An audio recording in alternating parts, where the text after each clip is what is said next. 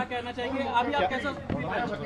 ये आज का हमला नहीं है, ये तो हमला वंचितों पे सदियों से होता है और ये कोई पहला वंचित वर्ग का कोई व्यक्ति नहीं जिसकी जान पे बनाई है। ऐसे बहुत सारे इंसिडेंट हुए, बहुत सारे लोगों की जान गई, लेकिन आज कानून का राज है। जब मेरे जैसे व्यक्ति के साथ ये हो रहा है तो आम वंचित वर्ग के व्यक्ति के साथ क्या होता है, उत्तर प्रदेश में क्या लॉ एंड ऑर्डर है, इसको हमें समझना चाहिए। और अब तक क्या कार्रवाई, ये 24 घंटे ज्यादा आपके सामने है। मैं तो मौत और जिंदगी के बीच लड़ रहा था, लेकिन अपराधी अभी भी खुलेआम घूम रहे हैं। ये बिना सत्ता के संरक्षण के नहीं हो सकता है। क्या इंटेलिजेंस है पुलिस की, क्या उनके पास इंफॉर्मेशन है, सूत्र उनके बहुत बड़े बड़े हो जाते हैं। अब तक क्यों आरोपी गिरफ्तार नहीं हुए? गाड़ी भी बरामद इसलिए हुई क्योंकि गांव वालों ने बता दिया कि मीरकपुर में कोई गाड़ी खड़ी करके गया है। अब तक लोग नहीं मिले। ये वंचितों का बेटा है, अगर मर भी जाएगा तो क्या फर्क पड़ेगा, लोग भूल जाएंगे। ये किसी रानी का बेटा नहीं है, तो अगर उसको कुछ होगा, किसी कमिश्नर साहब से जुड़ा हुआ मामला नहीं है कि 4-5 घंटे में कुत्ता बरामद हो जाएगा। मैं ये मानता हूँ सरकार की घोर लापरवाही है और मुख्यमंत्री का बिल्कुल ना बोलना और बड़े बड़े दावे करना और इस घटना में ना बोलना स्पष्ट करता है कि मुख्यमंत्री सत्ता को संरक्षण दे रहे हैं, अपराधियों को संरक्षण दे रहे हैं और उनके संरक्षण में अपराधी पल रहे हैं। और ये कानून व्यवस्था के लिए, लोगों के कानून के प्रति विश्वास के लिए बड़ा खतरनाक है। अच्छा, हम लोगों ने सीसीटीवी देखा, उसमें दिख रहा है कि पीछे से गाड़ी आके चेस करती है। और क्या कुछ अगर कुछ बता पाएंगे कि आप कहाँ थे, कैसे? देखिए, मैं दिल्ली से लौटा हूँ, मेरे एक साथी की डेथ हुई, मैं थोड़ा सा परेशान था। फिर उस डेथ की सूचना के बाद मुझे आना था देवबंद में। हमारे एक साथी की माता जी की डेथ हो गई थी, उनके यहाँ रस्म पगड़ी का कार्यक्रम था। उनके घर से जैसे मैं निकला, सहारनपुर की तरफ मुश्किल से 50 मीटर चला होगा, एक गाड़ी आती है। मैं फोन पे थोड़ा मेरा ध्यान था, उसने जो वहां से गोली चलती है और वो गोली मेरे कान के पास से निकलती है। मैं अपने साथियों को कहता हूँ कि गोली चली है। पहले मुझे लगा, उस आवाज से लगा पटाखा है, लेकिन बाद में जब वो वाइब्रेशन हुई जाते हुए तो मुझे एहसास हुआ गोली, और वो गाड़ी में टकराई भी। फिर दूसरी गोली जब मुझे लगी, बुलेट जो चीरती हुई लोहे के हिस्से को गाड़ी के, और वो मुझे लगी, तब मुझे एहसास हुआ कि हम गिर गए। फिर तीसरी गोली चली जिसने मेरा आगे वाला शीशा पूरा डैमेज कर दिया। चौथी गोली पे मैं नीचे हो गया, जो गोली आपने देखा कि वो सीधी उसमें लगी। अगर मैं नीचे ना होता तो वो मेरी छाती के आर पार चली जाती। फिर वो गाड़ी 10 मीटर आगे जाके रुक जाती है। वो 2 हवा में फायर करते हैं जैसा मैंने देखा, और फिर उन्होंने फिर हमारी गाड़ी फायर किया। वो फायर जो है गाड़ी के नंबर प्लेट पे लगी। मेरा ये मानना है, उनको ऐसा लगा होगा कि हमने जो काम करने आए थे वो कर दिया, अब ये मर गया शायद, जैसा पहले कई घटना में हो। फिर वो शायद सरेंडर करने के मूड में थे, लेकिन जैसे ही मनीष ने गाड़ी को मेरे कहे से यू टर्न लिया, उनको समझ आया कि ये जिंदा है, तब वो वहां से भागे। हमने पुलिस को बताया कि ये गाड़ी का नंबर है, फिर उन्होंने उसको इंक्वायरी किया। पुलिस के अच्छे अधिकारी यहाँ हैं, उम्मीद है वो अच्छा काम भी करेंगे। लेकिन ये स्पष्ट हुआ कि अपराधियों में कोई डर भय नहीं है। कितने लोग थे? 3 लोग थे। 2 लोग असले से हमला कर रहे थे, एक व्यक्ति गाड़ी चला रहा था। चंद्रशेखर जी, कोई थ्रेट कॉल आया हो आपको इससे पहले, कोई धमकी? पिछले कई सालों से आ रही है। मैं लगातार पुलिस को इंटीमेट भी करता रहता हूँ। मैंने डीजीपी को भी लिखा, गृह मंत्री को भी लिखा, मुख्यमंत्री को भी लिखा, यहाँ के पहले एसएसपी डीएम थे उनको भी लिखा। लेकिन डीएम साहब जो पिछले थे, अखिलेश सिंह जी, उन्होंने साफ मना कर दिया। चीफ मिनिस्टर नहीं चाहते चंद्रशेखर को सुरक्षा दी जाए। मेरे आज भी याद है ये बात, क्योंकि मैंने एलआईयू के अधिकारी द्वारा पूछा कि भाई मैंने आपको बताया थ्रेट भी है, फिर क्यों नहीं हो रहा है? तो उन्होंने कहा भाई ये सरकार का मामला, सरकार चाहे तो दे सकती। तो मैं चाहता हूं मुख्यमंत्री इंतजार कर रहे हैं कब चंद्रशेखर मरे, उनका काम आसान हो। लेकिन उनको ये नहीं पता कि गरीबों की, कमजोरों की, शोषितों की बात करने वाला चंद्रशेखर इतनी आसानी से उनकी रास्ते में से नहीं हटेगा। अतीक अशरफ के साथ जैसा हुआ वैसा ही कुछ होने वाला था, ऐसा आपको लगता है? अब आप इसका आकलन खुद करें कि क्या हुआ और क्या हो सकता था। एक और बात, मुझे ऐसा लगता है कल की घटना के बाद, इतने बड़े उसके बाद भी अगर मैं सुरक्षित हूं तो हमारे संतों गुरुओं महापुरुषों का आशीर्वाद, हमारी करोड़ों बहनों माताओं का आशीर्वाद, बुजुर्गों का मेरे पास है।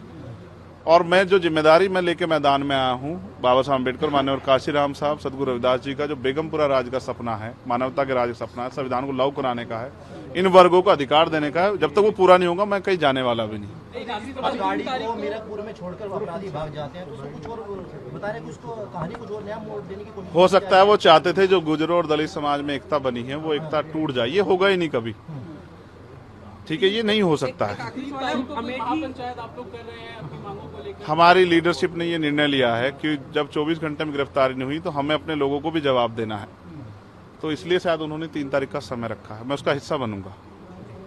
अमेठी के अंदर एक फेसबुक वायरल हुई है पोस्ट जिसमें आपको मारने की वो की गई है, क्षेत्रीय महासभा कई है उसके अलावा। ठीक है, देखिए लोकतंत्र है, उनके अधिकार है, मारे या छोड़े। मैंने कहा ना, मैं पहला थोड़ा ही जो मारा जा रहा हूँ या जिसको मारने का प्रयास किया, मुझसे पहले बहुत मरे हैं, लेकिन उनको कोई जान नहीं रहा था।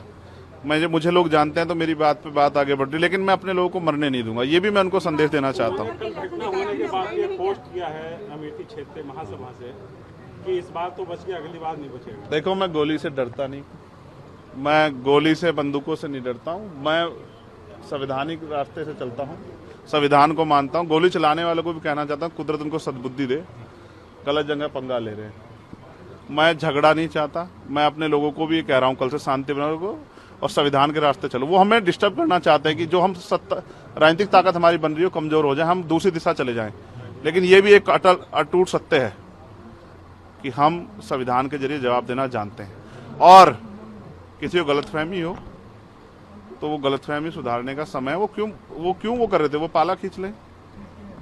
मुझे ही तो मारना है ना, वो बता दे मैं चला जाऊंगा मरने, मगर मेरे लोगों के साथ तो ये खेल ना खेले ना। मैं तैयार हूं, अगर मेरे मरने से हमारा आंदोलन आगे बढ़ता, हमारे लोग खड़े होते, मुझे कोई दिक्कत नहीं है। लेकिन उनको ये समझना चाहिए कि ये आज लोकतंत्र है। गोली की भाषा से एक चंद्रशेखर मरेगा तो क्या हो जाएगा, हजारों चंद्रशेखर पैदा हो जाएंगे। ये समाज, बहुजन समाज तो उपजाऊ समाज है। एक मरेगा, 1000 पैदा हो, कितने चंद्रशेखर मारोगे? और मारो गोलियों में, सत्ता का संरक्षण आपको है, मुख्यमंत्री आपका अपना है, खूब चंद्रशेखर को मारो, हर जिले से चंद्रशेखर पैदा होंगे। लेकिन बाबा साहब अम्बेडकर और माननीय काशीराम साहब को सपना पूरा करे बगैर संविधान को लागू करवाए हम लोग जाएंगे नहीं। चंद्रशेखर भाई, पहली घटना आपके साथ मुजफ्फरनगर में हुई, दूसरी अब देवबंद में, क्या लगता है कि आसपास का क्षेत्र, उससे पहले अगर पहली घटना पे ठोस कार्रवाई हो जाती तो अपराधियों के हौसले कमजोर होते। लेकिन मैंने कहा ना कि एक रानी का नहीं, एक प्राइमरी स्कूल के हेडमास्टर का बेटा है, एक गरीब माँ का बेटा है, तो मर जाए क्या फर्क पड़ा, किसी को क्या फर्क पड़ता है? उनका रास्ते कांटा आसान से निकल रहा है, तो इसलिए उनको लगा कोई वो नहीं। लेकिन जनता समझ रही है। मेरे एक एक खून का जवाब मेरे लोग जो है ना, मुझे संरक्षण देके लेंगे और वो सबक सिखाएंगे इस भारतीय जनता पार्टी की सरकार को, जिसके अब संरक्षण में गुंडे पल रहे हैं। एक आखिरी सवाल है, क्या ये पॉलिटिकल अटैक था आपको लगता है? पुलिस जांच कर रही है कि मेरे मरने से किसको फायदा हो सकता है, कौन मुझे चाहता मैं मर जाऊं। पुलिस जांच कर रही है, मुझे उम्मीद है पुलिस फेयर जांच करके, कोई मैनिपुलेट करके नहीं, सही जवाब देगी कि उन्होंने ऐसा क्यों किया। चंद्रशेखर का जो कद बढ़ रहा है देश के अंदर, कई मुख्यमंत्रियों ने भी अब ट्वीट किया है, ओवैसी ट्वीट कर रहे हैं, कहीं और कर रहे हैं, तो इस चीज को क्या ये लगता है? कुछ भी गलत होगा तो लोग बोलेंगे। अगर कल मेरी जान ही चली जाती तो लोग फिर भी तो उनको पीड़ा होती, उनको अपना भी देखना है, कल उनके साथ भी हो सकती है। ये लाइन ही, विचारधारा ही गलत है कि गोली से वो करो, और ये बीजेपी की भाषा है, गोली मारो सालों को, ये वो उपजाऊ हो रही है। देखिए, बहन जी से मेरी कोई नाराजगी नहीं है, मैंने उनको हमेशा बड़ा माना, वो मुझे छोटा नहीं मानती अपने परिवार का। उनको ये घटना छोटी लगी, शायद अगर मैं मर भी जाता शायद उनको इस पर कोई शायद बुरा नहीं लगता, मुझे उनसे कोई दुख नहीं है। मेरे लोग मेरे साथ हैं, ये बहुत, और वो समझ रहे हैं कि जो उनके लिए मरने को तैयार है, जिसने जो जान पे जिसकी बनाई है, वो हमारा अपना है।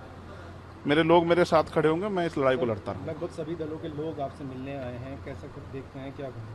नहीं, मैं उनका धन्यवाद करता हूँ। नहीं, मैं कह रहा हूँ बस सबका धन्यवाद करता हूँ, मगर ये है, मैं ये प्रयास करूंगा कि भविष्य में ऐसा किसी के साथ ना हो, इसलिए लॉ एंड ऑर्डर की कानून व्यवस्था अच्छी होनी चाहिए, मुख्यमंत्री उस पर ध्यान देना चाहिए। बात चंद्रशेखर की नहीं है, बात इस प्रदेश में हो रही हजारों बहनों के साथ जो अस्मतें लूट रही है, हर महीने रेप हत्याएं हो रही हैं, लोगों की जान जा रही है, ये सब उन पे वो करता है। तो वो मुख्यमंत्री पद में बैठे हैं, अगर वो इसको संभाल नहीं पा रहे तो क्या फायदा, फिर उनको इस्तीफा दे देना चाहिए। फिलहाल आप ठीक है, डिस्चार्ज किया जा रहा है? हाँ, ठीक हूँ। बस कार्यकर्ताओं ने आज जो है जगह जगह ज्ञापन दिया है, सहारनपुर में दिया, अगली रणनीति क्या रहेगी? नहीं, कोई रणनीति नहीं है, पार्टी के सीनियर लीडर जो तय करेंगे हम लोग उस पर काम करेंगे। और दूसरा, मेरे पीठ में जहाँ गोली लगी है वहाँ ड्रेसिंग जारी है, पहले से आराम है, बस एक जलन और वो घाव है, जख्म वो तो है ही, तो सांस लेने में दिक्कत थी, बीपी जो है फ्लक्चुएट हो रहा था,